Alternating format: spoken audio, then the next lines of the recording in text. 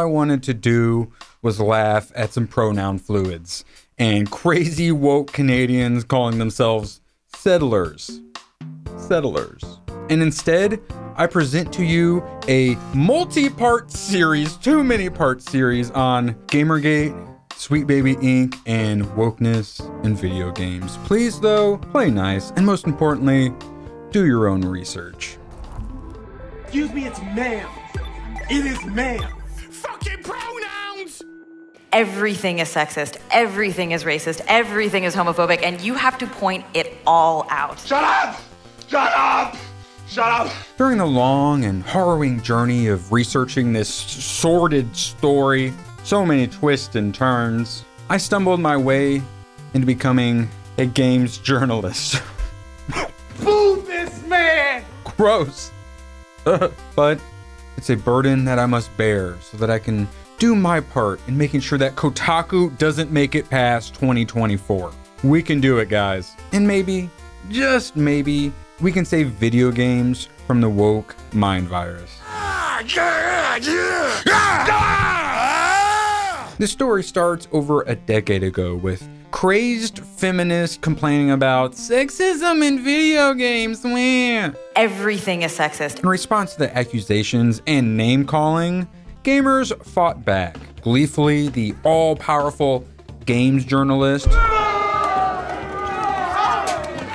declared that gamers were their enemies. And yet again, the gamers were not having it. And through this multi-year struggle, GamerGate was born. End of flashback. There have been many expansion packs and DLCs that have released throughout the years, but in 2024, with the Sweet Baby Inc. controversy going mainstream, we finally arrived at GamerGate 2. I'm ready, oh yeah! It's almost the exact same, except that now, everyone's a different gender. I wish I was joking. I'm very interested in basically growth and branching out in different directions rather than the well-worn paths. This should be easy, guys.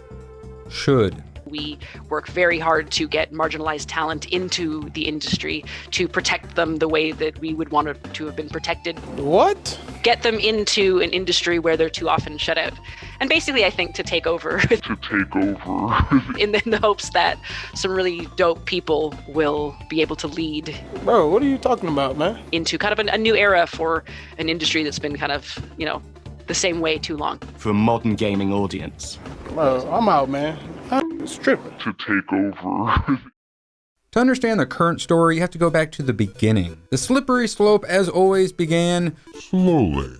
until the fabricated panic of sexism in gaming around 2010. Everything is sexist. This manufactured outrage came to a fever pitch with games journalists declaring that gamers are dead and over in 2014. Through the smoke and haze and flashbangs and gamer words, hashtag GamerGate became a rallying cry. And since then, games journalists have been using it as a straw man to attack us anytime that gamers fight back against the decline in gaming. You're boring! You're fucking dull!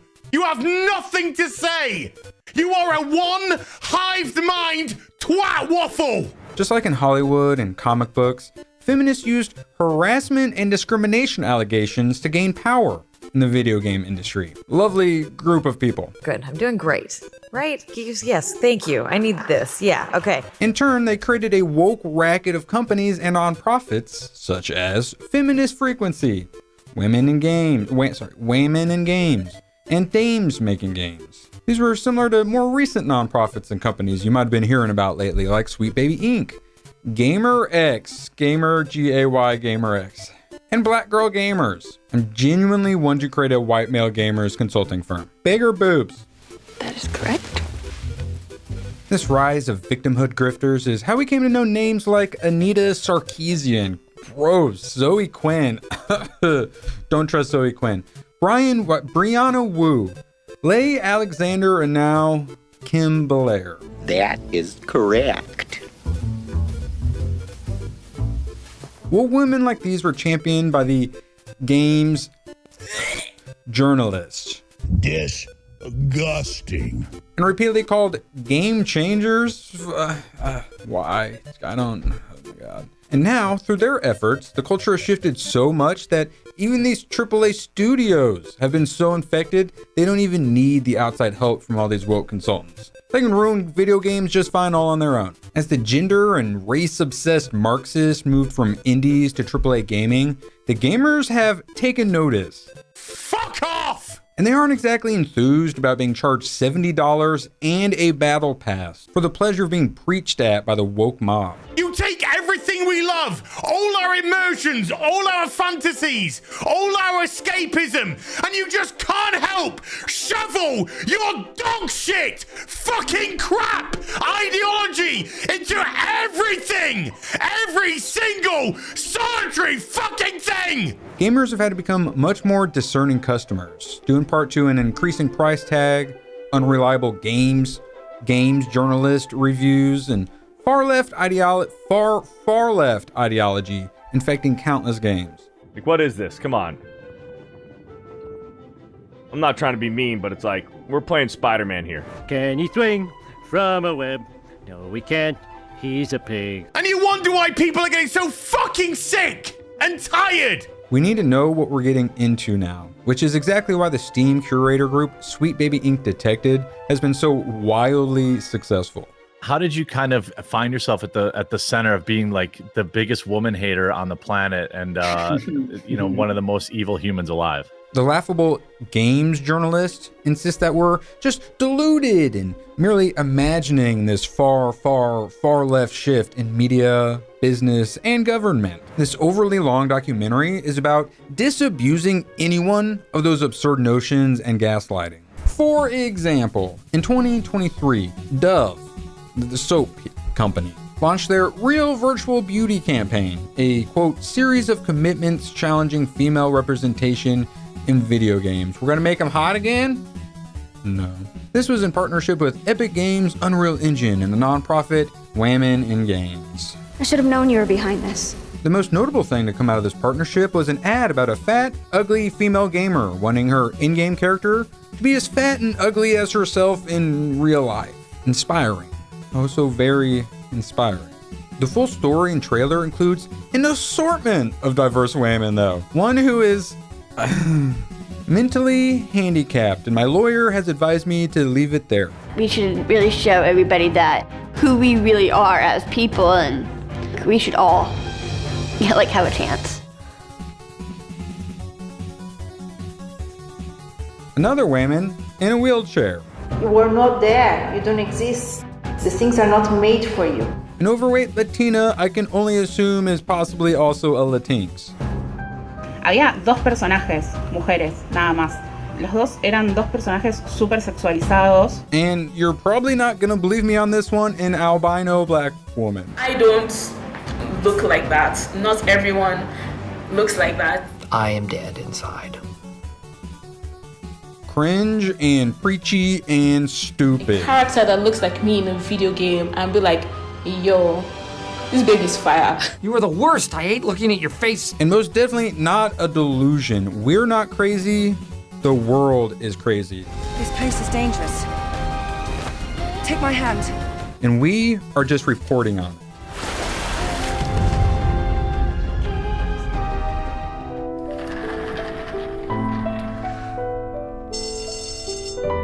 It's rewind time. Ignore the gaslighters and the bootlickers. We are not imagining this shift in our culture. Nightshade's pronouns are they, them. He or she just doesn't fit who I am. We're being socially engineered by the media, government, and corpos into what's basically a glorified dystopia. My first wife was targeted. She's a pilot now. And if we don't stop it, we will lose everything and never get it back. So let's maybe stop that.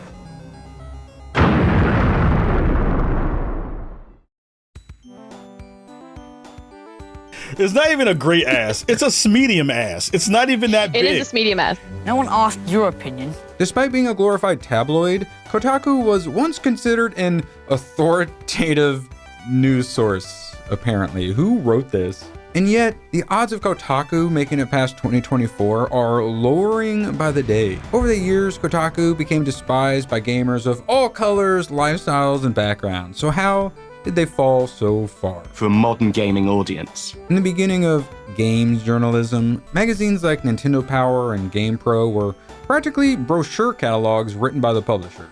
You are fake news. Sir. So like most entertainment media, games journalism is access media. So bad reviews or too much scrutiny means no early copies of games, no Mountain Dew or Doritos sponsorship, and no advertising. Therefore, no games journalisming. In the digital age, games media has become more competitive and desperate, which spawned the rage baiters, selling their integrity for hate clicks and clout to chase that dwindling ad revenue. You are fake news. Sir. As gamers discovered during GamerGate, it wasn't just a few bad apples. It was an incestuous ball of corruption and mental illness throughout the industry. Toxicity, abuse in gaming, and it was a very intense moment for a lot of us. They are the exact reason that I'm disgusted at the idea of becoming a games journalist. Gross. Peter, I need you to hold my ears. Straight white male, the lowest difficulty setting there is. Kotaku 2012. Games journalist.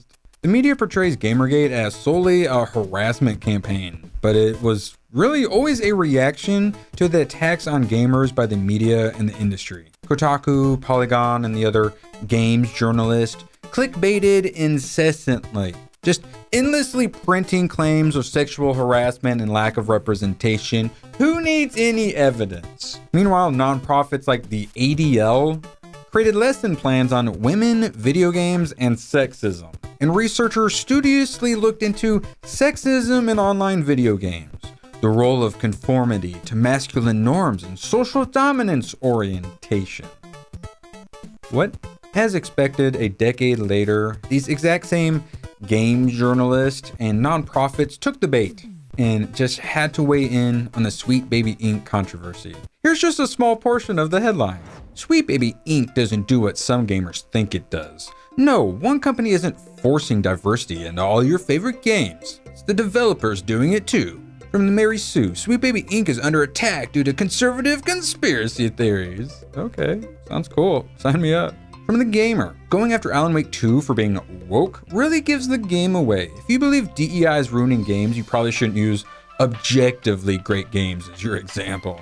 You are fake news. Sir. From PC Gamer, a company called Sweet Baby Inc. has become the target of anti-woke gamers because it offers consultancy work, an industry standard service that's been normal for years. Consultants, not tyrants. Why do gamers hate games journalists? We'll never know. You're saying that like this is racism against white people and like that doesn't even exist. That's stupid. And then of course, look what that turned into. You went full retard, man. And with mainstream figures like Elon Musk, Asmongold, and Matt Walsh even chiming in, this story won't be going away for years. So there's been a narrative that's been being pushed recently that I have made a shift to being alt-right. The reason why is because I disagreed with banning the Sweet Baby Inc. Steam creator group. By revenue, the gaming industry is bigger than both the movie industry and the music industry combined. And I know Kotaku is on life support right now, just pumping out as much rage bait as they can to try and get as many pity clicks and desperation as they can possibly muster.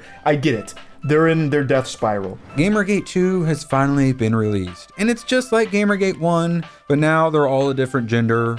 Woke has made its way into AAA studios, and games journalists finally have no power. Get what you fucking deserve! For the next several years, every single complaint by gamers will be labeled as GamerGate by the surviving games journalists, the dwindling number. I hope they burn in hell! To prepare this multi-part series, we'll brief you on everything that you need to know about wokeness in gaming and how we can stop it. Covering topics like GamerGate 1, the dismal state of AAA gaming, Sweet Baby Inc., of course, GamerGate 2, the woke nonprofits in gaming, they are the worst. Weird Ghosts, what's that? ESG, DEI, and Bridge. All right, we're gonna have to do one of these. Government surveillance of gamers. Okay, we're definitely gonna need to do one of these. And how we can replace the hacks at Kotaku by becoming the games media. even if it means becoming a games journalist. I'm ready, I'm ready, I'm ready. The Sweet Baby Inc. story is much bigger than just one consulting firm. It's about the woke mind virus infecting every aspect of Western civilization. So stay tuned for the rest of the story exclusively here at Nerd Wars and geeksandgamers.com, where I'm now a games journalist. Oh my God. What did I do to you, God? What did I do?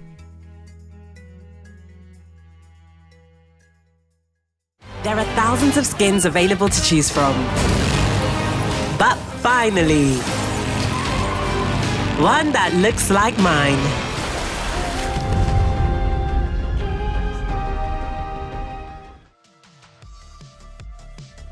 Thanks for watching, and please follow the algorithm on your way out and support the channel by becoming a YouTube member.